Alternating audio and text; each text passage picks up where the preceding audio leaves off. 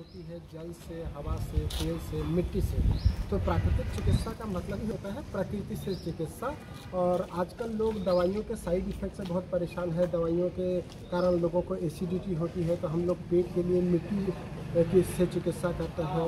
और प्रोस्टेट की परेशानियों के लिए जल से चिकित्सा करते हैं, उनको जल में बिठाते हैं। जिन लोगों को बार बार पाइल्स या फिस्टुला की परेशानी रहती है, उनको डॉक्टर लोग सिट बाथ बताते हैं। तो ये सिट बाथ नेचुरोपैथी की चिकित्सा है। अभी आपने देखा था कोरोना में लोगों ने भाप लेने की समझाई हुई, तो भाप लेना मतलब ये प्राकृतिक चिकित्सा है। और हम लोग जिनको सिर दर्द, माइग्रेन या मानसिक परेशानियां हैं, उनके लिए शिरोधारा कराते हैं। हम लोग आज प्राकृतिक चिकित्सा दिवस से लेकर के जो नेचुरोपैथी डे है नवंबर में आता है 18 नवंबर तक, इस दौरान जो हमारा ट्रीटमेंट है उस पर 30% लेस कर रहे हैं लोगों के लिए, ताकि लोग प्राकृतिक चिकित्सा को ज़्यादा से ज़्यादा अपना सकें।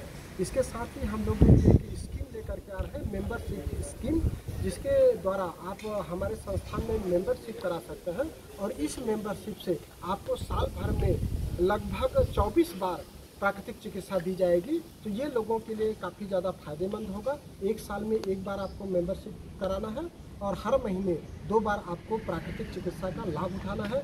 इससे आप स्वस्थ बने रहेंगे। हम चाहते हैं कि लोग बीमार होकर के जो चिकित्सा अपनाते हैं, उसके बजाय बीमार ही न हो, उसके लिए हम लोग प्राकृतिक चिकित्सा करें, वो ज़्यादा बेहतर होगा। हमारे साथ डॉक्टर वैभव चतुर्वेदी जी हैं, वो मानसिक स्वास्थ्य पे काफ़ी अच्छा कार्य कर रहे हैं। वो बताएंगे कि कैसे मानसिक स्वास्थ्य पे वो कार्य कर रहे हैं। नमस्कार, मैं डॉक्टर वैभव चतुर्वेदी, मैं एक साइकेट्रिस्ट हूँ। सबसे पहले मैं आज ये बताना चाहूँगा कि एनवायरनमेंट और साइकेट्री एक बहुत ही गहराइयों से जुड़ा हुआ चीज़ है।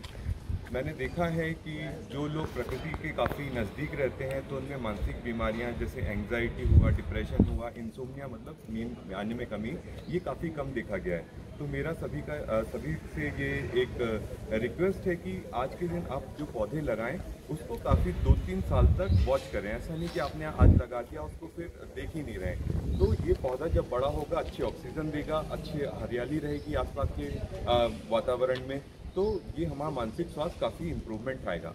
जी नमस्ते। दूसरे के पूरक रहे हैं आज से ही नहीं, जब से प्रकृति की शुरुआत हुई है तब से।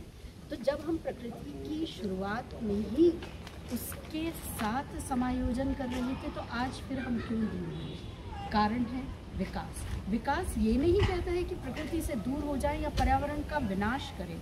ये मानव के अपने भौतिक सुखों ने उसे इससे दूर करने का एक प्रयास किया है, और मानव ने स्वयं ने उसका इम्प्लीमेंटेशन गलत किया। जो कुछ कहा जा गया था, हमारे आध्यात्मिक ग्रंथ पूरी तरह वैज्ञानिक रहे हैं। उस विज्ञान ने ये तय किया था।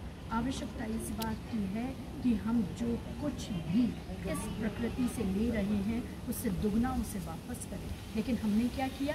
हमने लिया से कभी दिया नहीं, और आज नतीजा भुगत रहे हैं ग्लोबल वार्मिंग के रूप में, बढ़ते हुए समुद्रों के रूप में। जिस तरह हमने अपनी द्वारका को, क्या हम विश्व को कुछ भी नहीं दे पाएंगे? हमारी आने वाली जनरेशन्स हमें दुख और दर्द के साथ याद करेंगे। क्या हम ये चाहते हैं? नहीं, हम चाहते हैं कि वो हमें परिवार, तो उसके लिए हम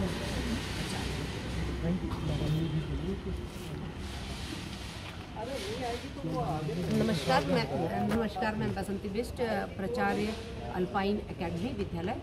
आज सर की जो नेचुरोपैथी है उसके तहत जो ये प्रकृति प्रेम, प्रकृति सुरक्षा के लिए एक छोटा सा आयोजन किया है, उसके लिए सर वाकई बधाई के पात्र हैं। साथ ही ये कहना चाहती हूँ कि बहुत हम देश सेवा की बात करते हैं, तो उसके लिए बहुत ज़रूरी नहीं है कि कोई बहुत बड़ी संस्था, कोई समाज सेवक, सरकार ही काम करे।